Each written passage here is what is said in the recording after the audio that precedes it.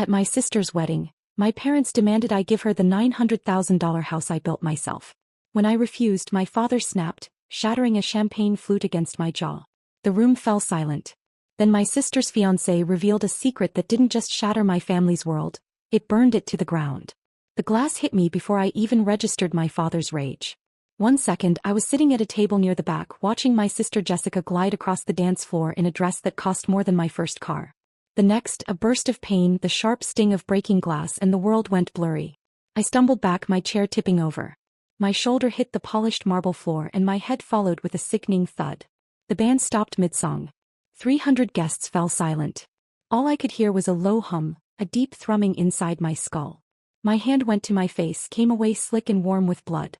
It dripped onto the collar of the simple dress I'd bought for $75. My mother's face appeared above me, a mask of cold fury. "Get up, Ava. You're making a scene." 6 hours earlier I'd been on a ladder, putting the final coat of paint on the ceiling of my master bedroom. The house, my house, the one I'd built over 4 years, was finally complete. Every single detail was exactly as I had dreamed it.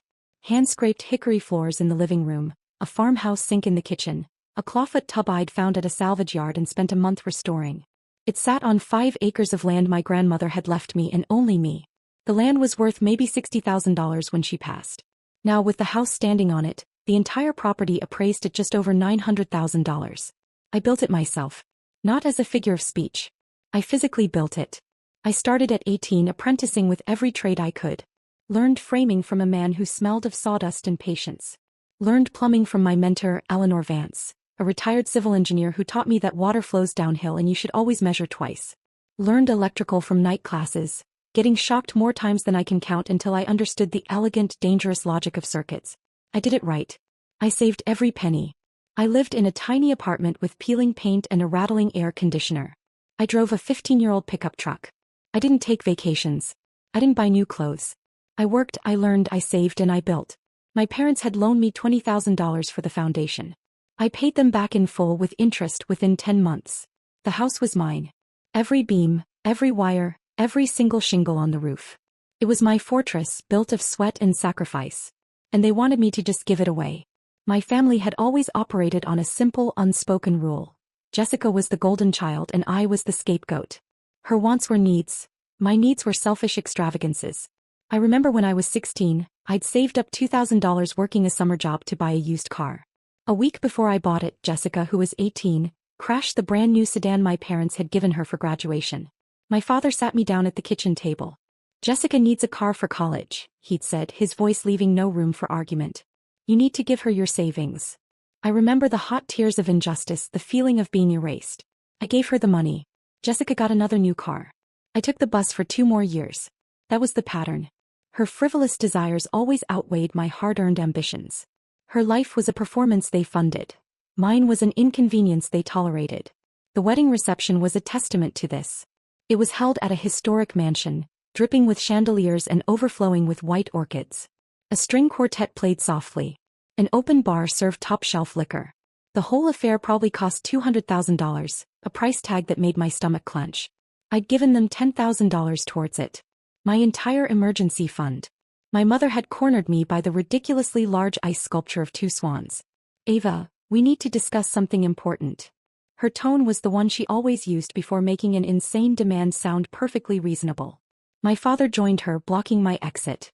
"It's about Jessica," my mother began, smoothing her silk dress. "She and Ryan need a proper home to start their family. A place with good schools, a big yard." I just nodded, sipping my water. "That's wonderful. The market is a little high, but with their incomes." She cut me off. "Don't be difficult, Ava. You know they can't afford the kind of house Jessica deserves." My father's voice was low and firm. "We want you to give her your house." The air left my lungs. The string quartet seemed to fade away. I stared at them, waiting for the punchline. But their faces were dead serious. "You're a single woman," my mother continued, her voice dripping with false sympathy. "What do you need with all that space? It's not right for you to be living in a family home all by yourself while your sister has to settle for some small apartment." The argument was so absurd, so deeply offensive that for a moment all I could do was stare in disbelief. I finally found my voice. It was quiet, but as solid as the foundation I'd poured myself. "No." A single word. The word I should have learned to say when I was 16. My father's face darkened. What did you say? I said no, I repeated, my voice stronger now. The house is mine. I built it. My name is on the deed. It is not a gift to be handed over. My mother scoffed. Don't be so dramatic. We're your family. This is what families do. They support each other. I supported her, I shot back, my voice rising. I gave you $10,000 for this party. I gave up my college fund so she could go to a private university. I have been supporting her my entire life. This is where it stops. Jessica herself appeared then, a vision in white lace, her new husband Ryan a step behind her. She looked radiant, happy, and completely oblivious. What's going on? She asked, her smile perfect. Your sister is being incredibly selfish, my mother announced, loud enough for the nearby tables to turn and look. We asked her to give you the house as a wedding gift and she refused. Jessica's smile vanished. It was replaced by a look of disbelief, then petulant anger. Ava, you won't give me your house? But I'm your sister. And I'm yours, I said, my heart aching. That doesn't mean I have to hand over a $900,000 asset that I poured my blood and sweat into for 4 years. The tables around us were openly watching now. The band was between songs and my voice carried in the sudden silence. I worked 80-hour weeks to build that house, I said, looking directly at my sister. I sacrificed everything. My father stepped forward, his face turning a dangerous shade of red. That's what you're supposed to do. We sacrifice for family. No, I said, my voice shaking with years of suppressed anger. That's what doormats do. And I'm done being a doormat. He stood up so fast his chair screeched against the marble floor. This is your last chance, Ava. The house or you are no longer part of this family. Every eye in the room was on us. It was the ultimatum I'd been fearing my whole life. But looking at their faces, my father's rage, my mother's cold disapproval, my sister's entitlement, I realized I'd already lost them long ago. Then I guess I'm out. That's when he grabbed the champagne flute from the table beside him and lunged. The world exploded. And as I lay on the floor, bleeding, my mother's only concern was the scene I was making. Suddenly, a large man in a black suit was there, pushing through the horrified guests. He had a security badge clipped to his lapel. I saw that. His voice boomed, clear and authoritative. Sir, do not move. My father glared at him. Stay out of this. It's a family matter. The guard didn't even blink. Sir, that was assault. This is a crime scene now. The perfect wedding reception dissolved into chaos. The security guard was on his radio, his voice calm but firm. Dispatch, requesting police and paramedics at the Northwood mansion. We have an active assault. Victim has a facial laceration. My mother rushed to my father's side. This is a misunderstanding. My daughter is just emotional. Jessica was sobbing, but they were tears of fury, not concern. Ava, look what you've done. You've ruined my wedding. I tried to sit up, but the room spun violently. Through the haze of pain and confusion, I saw Ryan, Jessica's new husband. He looked pale, utterly shell-shocked. He'd been silent through the whole confrontation, but now he stepped forward, pulling out his phone. Ryan, don't you dare, my mother hissed. He ignored her. His voice when he spoke cut through the noise like a knife. There's something everyone needs to know. He held up his phone. This is an email from my financial advisor. I got it 2 days ago. I was hoping to deal with this privately after the honeymoon. He looked directly at my parents, Michael and Jennifer. I was a fool. He started reading. Dear Ryan, as per your request for a prenuptial financial disclosure, I must inform you of several significant liabilities under Jessica Bennett's name. She has outstanding consumer debt totaling $187,000 across 7 credit cards. A collective gasp rippled through the guests. My father stared at Jessica, his face ashen. Is that true? Jessica just sobbed harder. It's not what it looks like. But Ryan wasn't finished. His face was grim. Oh, it gets worse. That's just the shopping debt. The real problem, he said, scrolling on his phone, is the felony. He looked at me, his eyes full of a strange mix of pity and apology. 2 weeks ago, Jessica applied for a home equity line of credit for $250,000. He paused, letting the words hang in the air. She used your house as collateral. She forged your signature on the application documents. The world stopped spinning. It froze. She hadn't just wanted me to give her the house. She had already tried to steal its value. She had committed a felony against me. The bank had thankfully flagged the application as suspicious and denied it, which is how Ryan's advisor found out. My father looked like he was going to be sick. My mother just stared, her mouth hanging open. The sirens grew louder outside, their wail a fitting soundtrack to the complete and utter implosion of my family. As two uniformed police officers walked into the opulent ballroom, Ryan's final words echoed in the dead silence. You weren't just demanding a gift. You were trying to pressure her into covering up a crime. The power in the room didn't just shift. It shattered and reformed entirely around me. At the hospital, after 7 stitches to close the gash on my cheek, a detective took my statement.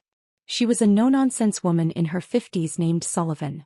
I told her everything, my voice clear and steady. When she asked if I wanted to press charges, I didn't hesitate. Yes. Against my father for assault and my sister for fraud. My mentor, Eleanor, arrived just as the detective was leaving. She took one look at my bruised face, handed me a bottle of water and just sat with me. She didn't offer platitudes or useless advice. Her silent, solid presence was all the support I needed. My phone started buzzing relentlessly. My mother. Text after text filled with guilt, blame, and demands. You're tearing this family apart. Your father is a good man, he just has a temper. How could you do this to your sister? I remembered a technique Eleanor had taught me for dealing with manipulative people. The gray rock method. I replied to one message. I am dealing with the authorities now. Then I blocked her number. I blocked my father's number. I blocked Jessica's number. I became a fortress, unreachable and unmoving. The next day Ryan came to my house. He stood on my porch, looking tired and older than he had at the wedding. I am so sorry, Ava, he said, his voice raw. I had no idea who I was marrying. I had no idea what they were capable of. He handed me a folder. This is everything. The loan application, the forged signature, copies of emails between Jessica and the loan officer. My lawyer says it's an open and shut case. I've already given a statement to Detective Sullivan. I took the folder. Thank you, Ryan. You didn't have to do this. Yes, I did, he said, meeting my eyes. What they did was monstrous. You built this beautiful life for yourself and they tried to burn it down because they felt entitled to the warmth. He told me he'd already filed for an annulment based on fraud. Their marriage had lasted less than 48 hours. As he left, he turned back. For what it's worth, he said, this house is incredible. You should be proud. I stood in my doorway holding the evidence that would protect my future, and for the first time I didn't feel like a victim. I felt the solid foundation under my feet, a foundation I had built myself, and I knew that no one would ever take it from me again. I had found my power and I wasn't letting it go. The legal consequences were swift and severe. With dozens of witnesses and cell phone videos, my father's assault case was indefensible. He pled guilty to avoid a trial and was sentenced to 5 years of probation, mandatory anger management, and a permanent restraining order. My sister, faced with felony fraud charges and the evidence Ryan provided, also took a plea deal. She got probation and was ordered to pay restitution for the legal fees, which she of course couldn't afford. At my father's sentencing, I was given the chance to deliver a victim impact statement. I stood before the court not with anger but with a profound sense of clarity. My father didn't just strike me with a piece of glass, I said, my voice steady. He struck me with the belief that my accomplishments were not my own. He taught me that my value was conditional, that my purpose was to serve the needs of others. The house was never just a house. It was my future, my security, my self-respect made tangible. Today this isn't about revenge. It's about reclaiming my right to my own life, to my own peace in the home that I built. 6 months later, my life was unrecognizable. I was sitting on the back deck I had just finished building, watching the sunset paint the sky in shades of orange and purple. The air was warm, filled with the sound of crickets. Eleanor was sitting across from me, sipping iced tea. A few minutes later, Ryan pulled into the driveway. He'd become a good friend, a quiet ally who understood the wreckage of my old family. The three of us, a strange but wonderful little found family, shared a simple meal of grilled chicken and salad. We talked about work, about Eleanor's garden, about a stray dog Ryan had just adopted. There was an ease between us, a comfort built on mutual respect. My phone buzzed with an email from a cousin. It was a short, gossipy update. My parents had drained their retirement accounts to pay Jessica's legal bills and debts. They'd had to sell their house. They were all living in a small rental apartment, buried in financial ruin. I read the words, felt a flicker of something. Not pity, not joy, just a distant sadness for the people they could have been. Then I deleted the email. I looked at the warm light glowing from the windows of my home. My fortress. My sanctuary. It stood solid and real behind me, a testament to what a person can build when they refuse to be torn down. And I realized I was finally, truly at peace. What have you built in your life that you would protect at any cost?